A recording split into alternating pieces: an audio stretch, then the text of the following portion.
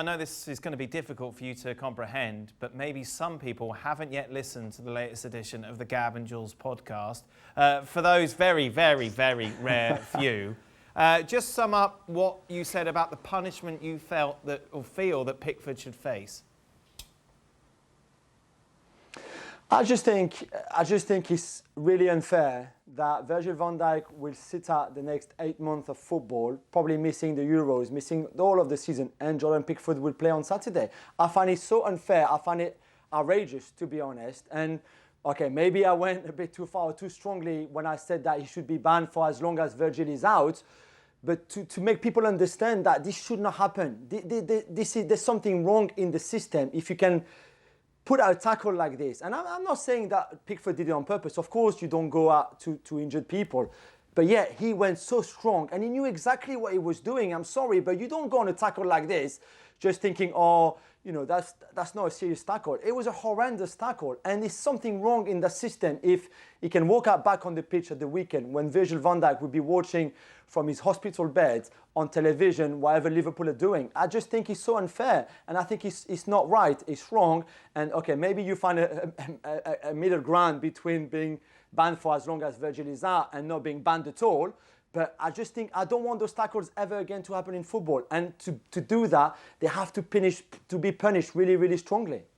Should he be out as long as Van Dijk is out, Stevie? No, I think that's a little stretch. Listen, I think if a player is clearly seen to go and try and injure a player and actually succeed, then I think you need to start talking about harsher punishments. But the fact is that Pickford's just not wired correctly. There's something missing between his ears, and this was an accident. It wasn't picked up by the officials, and the rules have to be changed. That if the officials don't pick up on something like this, then the league itself has to step in and give him the usual 3-match ban. And I don't think anybody would argue against that. Again, it sounds very much like common sense, which unfortunately doesn't usually get too far with these kind of people, these committees. But that's what should happen. It should be three games for a reckless and endangering an opponent challenge that wasn't meant. It was completely an accident. And for Virgil, it's just unfortunate that he's come out on the worst side of it. Jules, and Liverpool, of course. Jules, I understand the sentiment of your argument, but you could argue that Richarlison's tackle was just as bad, maybe even worse, yet Thiago not facing that same sort of layoff, which then becomes difficult, doesn't it, when it comes to trying to bring in disciplinary action towards these players? But I think you have to take in consideration what happened to the players who got tackled. So Richarlison will have the same ban, then, well, Pickford will have nothing, which is crazy, but potentially both would have had 3 games banned. Had Pickford been sent off as well. You can't have the same suspension for someone who takes out a player and injures him, and he's going to miss out the rest of the season, compared to a tackle where the players on the end of the tackle gets, is okay and can finish the game and maybe has a little niggle. But I think you also have to take in consideration what happens to the poor guy who got tackled in the way he did. And I just think it's wrong to give just the same punishment to, it's a straight red, so it's 3 games banned for everyone. I don't think it should work like this. Jules, you can't have a situation where the punishment is only on what the outcome is. You know, if somebody never plays the game again because of an injury, are you saying that the guy that did it shouldn't play ever again? It should be taken on the merits of the challenge. If the challenge is just one of those things and it's accidental, as opposed to somebody looks as though they're going to harm somebody, then you start thinking about harsher punishments. You can't just throw a blanket over it and say, well, depending on the outcome, because the silliest things happen and somebody ends up turning their ankle and breaking it or whatever, and then they're out for 12 months. I mean, that wouldn't... I mean, that's not common sense, is it, really? Come on. No, I mean, I understand your point. My point is, I just don't think you should punish tackles like that the same way, especially when one is out for 6 months, 8 months, a year. I don't know. What happens if Virgil van Dijk can't play football again? What happens if Virgil van Dijk never finds the same level that he was for the last 3 years? And Jordan Pickford, again, is going to play on Saturday. By your logic, Pickford should never play again.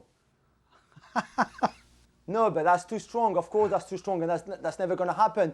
But I just think that the system is wrong. If Jordan Pickford can walk out again on Saturday and play for Everton, while we're not sure when Virgil van Dijk will play football again. Stevie, and 3-match ban is not enough for a tackle like this, in my opinion. Stevie, a daft question. You talked about Pickford not being wired right.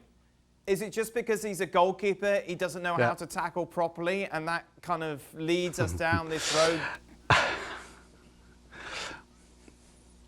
Listen, Richarlison's not a goalkeeper. You saw how he made a challenge. You talk about not being wired right. This guy's not.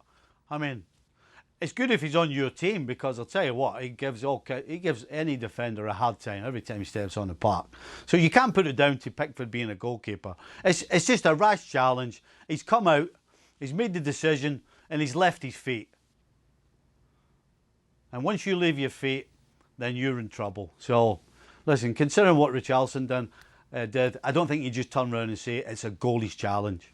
It's just a challenge from a guy who's kind of hot-headed and who under pressure is liable to do something wrong, and he did something wrong, that's for sure. I'm intrigued, Stevie, just from a personal perspective, if you've ever been in this situation where you've hurt someone or seen someone hurt or been hurt yourself. Like, how much guilt is there, like, in the evening, or is that just asking for a generic answer on what is down to individual character? None whatsoever.